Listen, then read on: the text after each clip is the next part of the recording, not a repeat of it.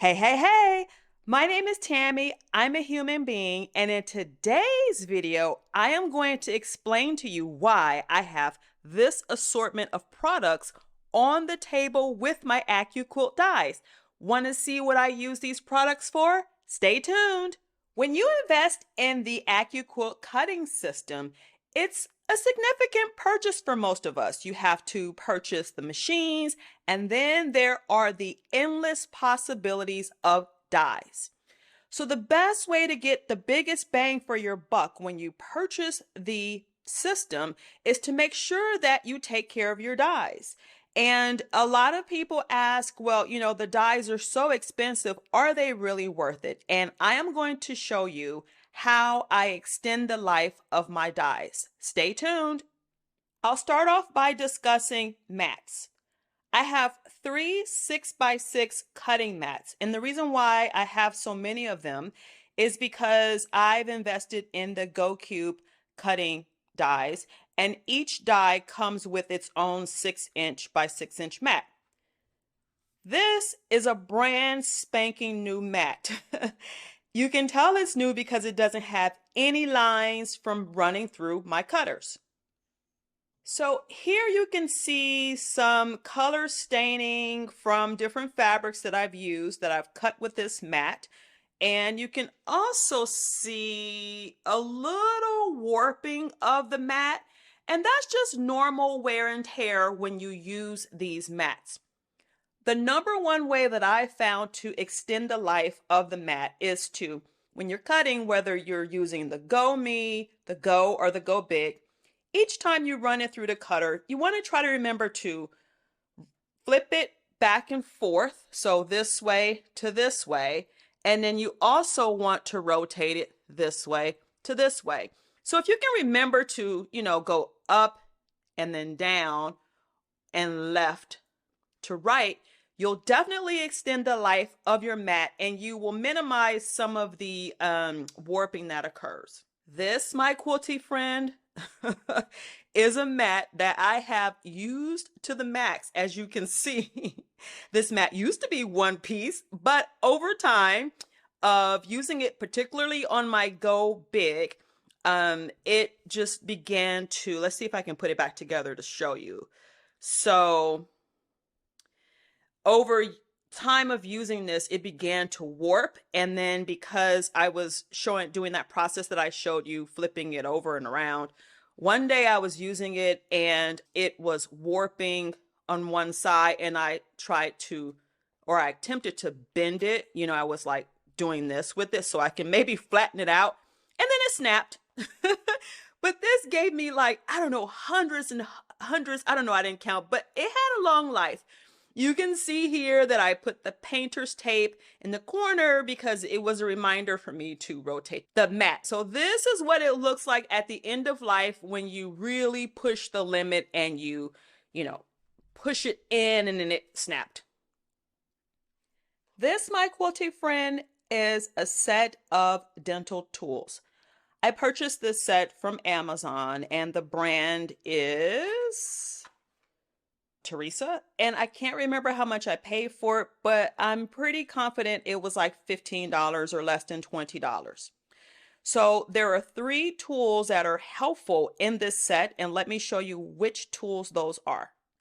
AccuQuilt sells their version of these tools that are used to clean your die on their website. I haven't purchased those because I purchased this set before I realized that those tools were available. So the first tool from the dental set are this pair of tweezers that I'll be using. And then these other 2 are variations of, like, they're called sickle-shaped dental scalers. And so depending on how clogged up your die is with loose threads and fabric, or depending on your dexterity, you will select the one that works best for your needs. These tools are very, very sharp, and I have punctured my fingers several times to the point of blood when doing this process. So be very careful if you purchase the dental ones. I'm not sure if the tools that AccuQuilt sells are as sharp as these, but if you're going to use these, just be careful. This is shape number 5, which is the half square triangles, and it's from my 6-inch Go Cube set. And as you can see here, it's clogged up in the corners with threads and fabric from multiple cuts using this die.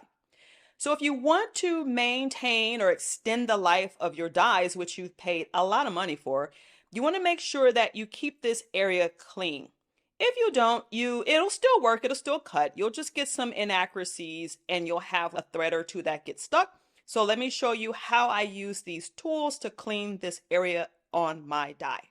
So you start off by selecting, I'm left-handed, so you start off by selecting the appropriate tool. And what you do is you just get in here and you just sort of pick out the threads. Now you want to be very careful because like I said, this is very sharp. So you don't want to like dig in your foam like this because you'll disrupt the integrity of the foam. So don't go directly in. You want to go in at an angle and scoop the same length of the blade. So what I mean is like the blades are here in between the light and the dark foam.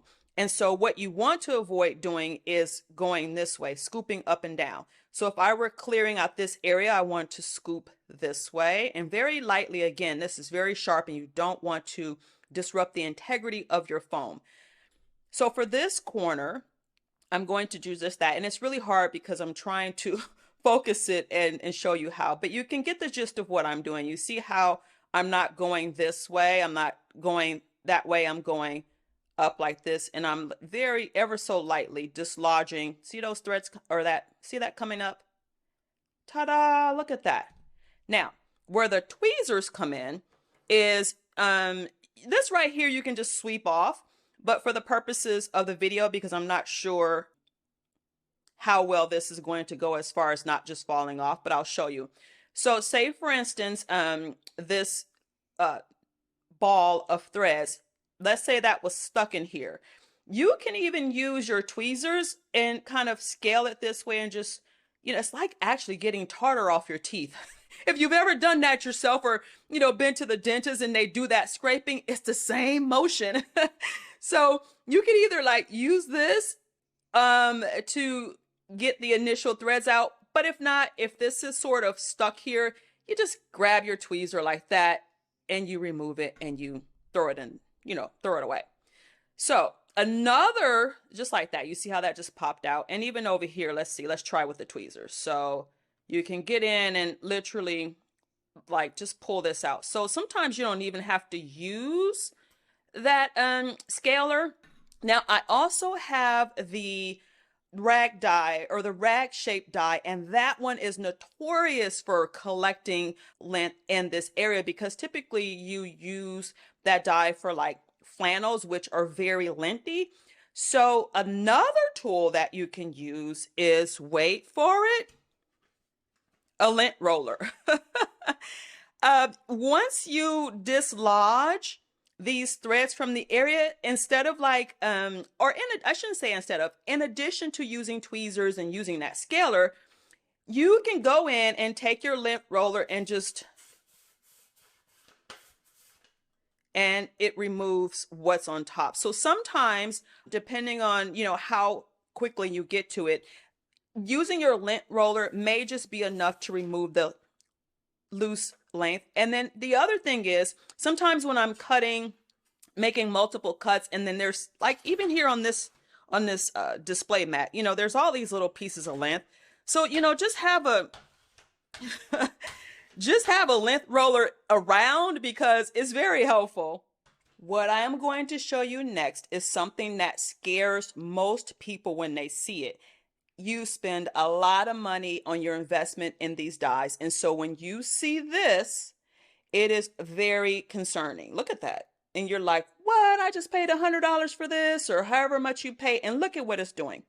Now, for the record, I do store my dies properly. And the proper way to store your dies is store them like books on the bookshelf. So I do perform that procedure, but over time it lifts. So this is my 2.5-inch strip die cutter, or 2.5-inch strip die. And let me show you how I repair it, because the blades are here. So even if, and as you can see, I haven't repaired it because it doesn't bother me that it's like this, because it does not disrupt the cutting. However, if this were to lift to this area where that blade is, it will definitely interrupt the cutting process. So again, because it's here and the blades are here and it just doesn't bother me, I haven't repaired it, but I am going to show you how I've repaired a previous die with this problem. Stay tuned. In order to perform this procedure, you'll need some sort of permanent glue. I have these two in the house, but it's best to use like Elmer's glue or like a generic brand of the white Elmer's glue. But again, for the purposes of this video, this is what I'll be using today because this is what I have in the house. I am very inquisitive and I like to understand how things work. So since this foam is already lifting, I will take one for the team and peel back the hood so we all can see what is happening with this die. So AccuQuilt dies are made up of 3 layers. This first layer is the foam that we feel, and you can see that it's squishy. The next layer is the wood that the die is embedded in. So I'm disrupting my die here, taking one for the team. But as you can see here, this is that sharp blade. See that blade right there? And so if I put my finger there and press, I will bleed because it's very sharp. And the foam, the blade, and this actual wood is encased in this plastic. So what we see is we see the die that looks like this, right? We see the plastic. Inside is that board with your blade, and it's covered by the foam. So the foam keeps everything safe here until you press, and that's how your fabric cuts. So again, let me give you a close look at what the blades look like. There's the blade, here's the foam, and this right here feels like some sort of wood, and this is plastic. Now let me show you how to repair this. Stay tuned. So I'm just using glue that I have in the house already. Again, this is the brand, but preferably if I had Elmer's white glue, I would use that. What you do is the area where the foam is lifted, you want to peel it back and be very careful because that blade is incredibly sharp. And it's kind of hard for me to do on camera here, but you're going to squeeze the glue on the board area. And then I'm not afraid to touch most things because I can just wash my hands. So I'm just going to spread the glue on the die board, but I'm going to steer clear of my blade. So I got a little bit close there, but I want to not get it too close to the blade. And basically you want to just make sure you spread it on the edge where it's lifting, right? And so I've covered all the areas. And so from here, I'm just going to smush it down as such. And then if there's any excess, and that's why Elmer's glue is amazing. You just want to wipe the excess, but again, doesn't bother me because it's going to dry clear. So you just want to press, but be careful, don't press where the blades are. And you're just going to press and hold it just for a few seconds so that it can make some contact and adhere. The next step is once the foam has begun to adhere to the board, place a weighted object on top. I'm just going to use my clapper, but you can use a book. You can use anything that has some weight to it so that you make sure that that foam stays adhered to the board. The next thing you'll do is read the instructions of your glue.